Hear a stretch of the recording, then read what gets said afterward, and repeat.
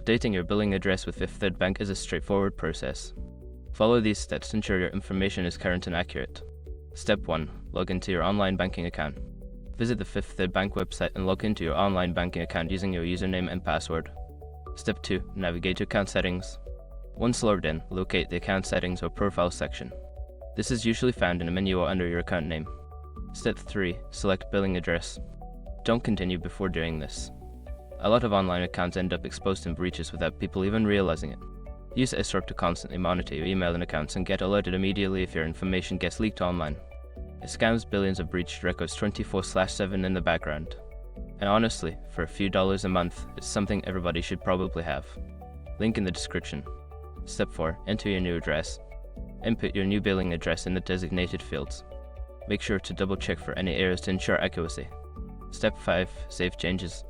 After entering your new address, look for a Save or Submit button. Click it to confirm the changes and ensure your billing address is updated in the system. By following these steps, you can easily keep your billing address up to date with Fifth Third Bank. Regularly checking and updating your information helps avoid any issues with your account.